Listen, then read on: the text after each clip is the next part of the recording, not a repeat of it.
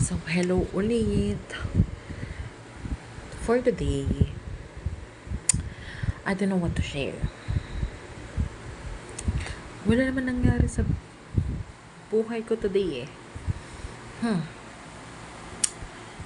Pero, may pasok ako kanina. And, okay naman kasi yung kasama ko eh. So, wala naman tayong irereklamo ti. Kasi nga okay yung hindi naman kami toxic kanina sa work, kahit na kaming dalawa lang yung duty today. Diba ang gulo ng bunot ote?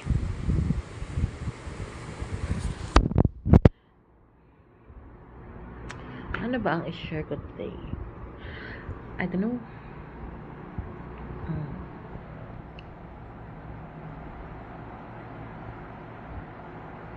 So yun, meron pala akong i-share. Kasi, diba, na-share ko kahapon na wala na akong spare na money. I mean, meron pa, pero mas okay nang hindi mo gamitin or like gastusin. Kasi nga, ate ko, wala yung pera ko talaga. So, ayun.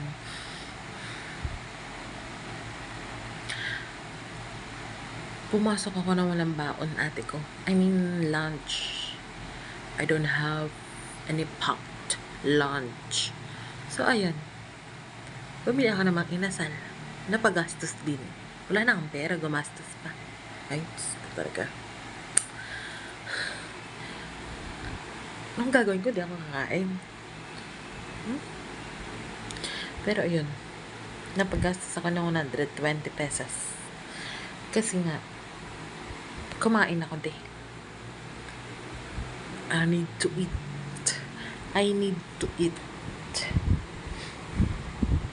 Pero, hindi ko naubos lahat ng pagkain ko kaninang lunch. Kasi, mabilis lang din naman ako mabusog if nasa labas ako. Or, wala sa bahay. Basta wala sa bahay. Kasi, hindi ako comfortable na kumain kapag wala sa bahay. Mas konti or mas mabilis ako mabusog kapag nasa labas ako. So, ayun. Ano ba yan? Then, ayun, kalahati lang nung mang inasal yung nakain ko din. Inuwi ko dito sa bahay. Tsaka ako kinain. Ulit. Syempre, lang hindi kakainin. Ano, magsasayang ka ng pagkain. Tanga ka na. Pero ayun. Sayang din yung 120, te. Pamasahe ko na yun ng almost 3 transportation fees. Pero, meron pa naman akong spare or like sobra sa budget ko for the next cut off para sa transportation ko. Kasi meron akong 1.5 nga, diba? So, yun, 1.5 na yun is for my next cut off na transportation ko. Next sweldo na, syempre. Pero yung magagastos ko lang naman sa transportation ko from October 31 to November 14, kasi 14 yung sweldo niyan. Kasi 15 is Saturday. Is almost 1.3. So, meron pa ako talagang sobrang or excess na 200 pesos. So, okay lang naman. Spoil ko lang naman sarili ko. Hindi, eme lang. Wala lang talaga akong baon kanina na lunch, kaya ako bumili. Tapos, nag-aya pa yung kasama ko, ti. Sabi niya, ma'am, meron ka may lunch ka? B, ako naman na, hindi ko alam kung mahihiya ba ako. Pwede na, kaya ko naman mag-skip ng lunch. Kaso lang naman, syempre, medyo nakakaya naman yung, ewan ko, mabilis akong mahiya na, na Ay, hindi siya nag-lunch. Nag-diet kaya siya. Di kasi yung magda-diet, di. Wala nang pag-asa tong katawan na to. Oh, buwaya. Buwaya. Mga ano. Mga kurap. Punyeta. Nawala na naman sa topic. Di ba? Pero ayun. Mm, ano ba? Nahihiya ako na baka kasi isipin niya na nagda-diet ako, pero di naman kasi ako nagda-diet, ate ko. Never ako nag-diet. I mean, dati nag-diet ako, tinry ko. Athlete pa nga ako before. Kaso lang, wala. Mas tumaba pa ako, di. Nung napagod ako, mas lalo akong lumakas kumain.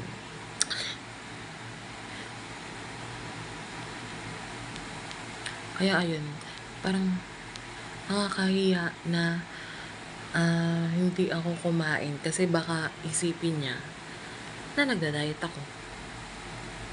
Which is hindi naman talaga. Mukhang never na nga ako magda-diet, ate ko. Mukhang never na. Or kung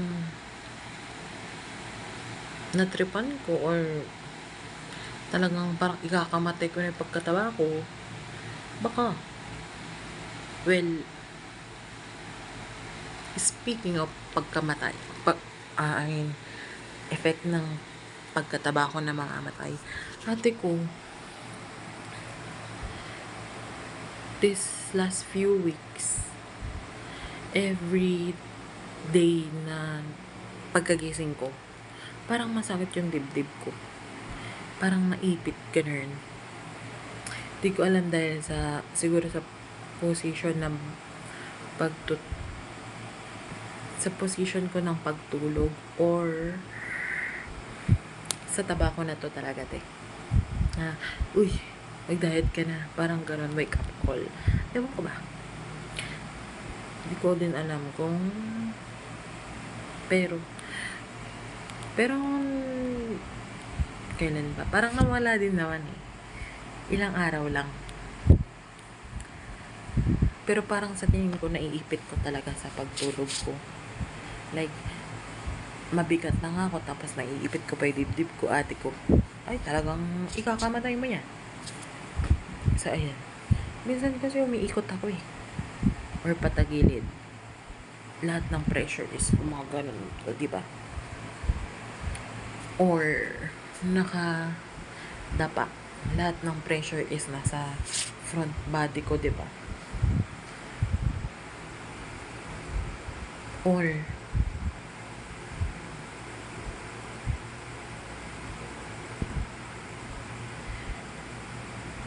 merong nangangabog ng dibdib ko tuwing gabi. Charot. Pero ayun, I don't know, siguro magbabawas ako ng timbang. Kaso kasi stress nga ako lately eh. Talagang super stress.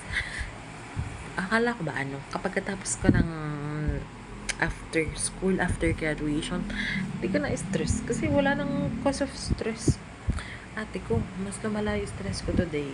I mean, this working era ko. Alam ko, isang taon pa lang ako nag-work, pero nakaka-stress na to the point na parang ayoko na lang din pumasok. Minsan. So, ayun.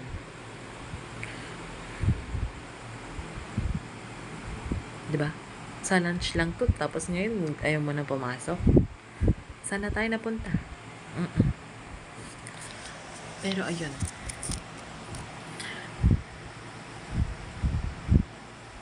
Ano pa ba i-share ko today?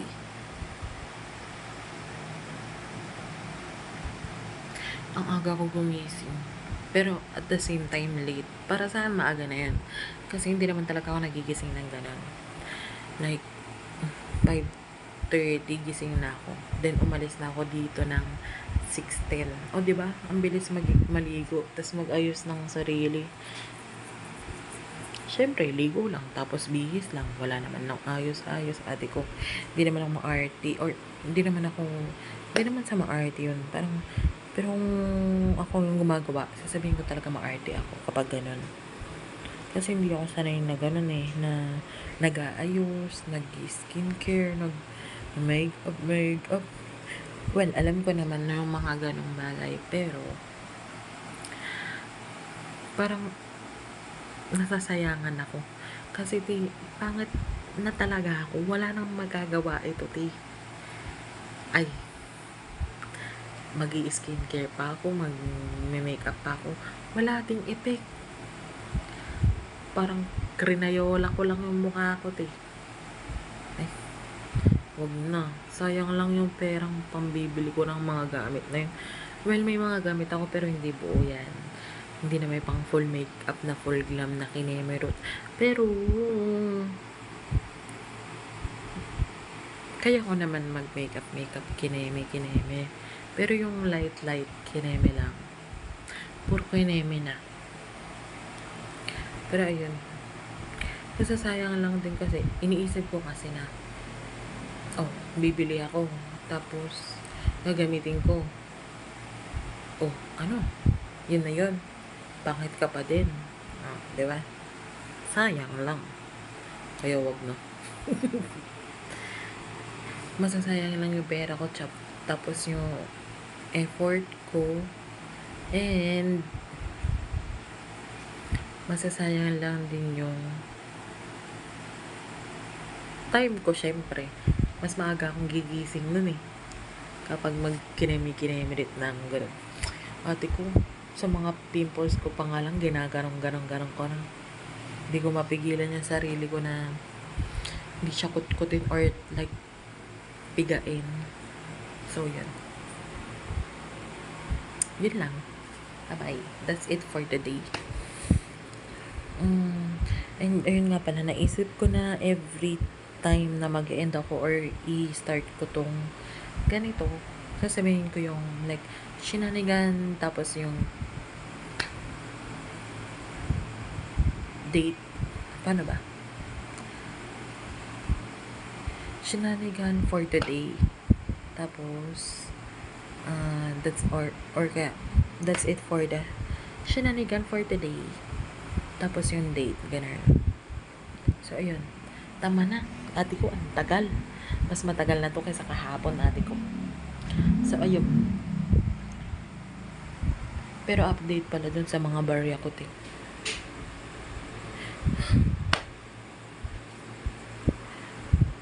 Wala lang. Update lang. Buo pa naman sila. I mean, barya pa sila. And nangamit ko na isa. So, bukas ulit yung isa. So, that's it for today. Today is October 26. Okay, bye-bye.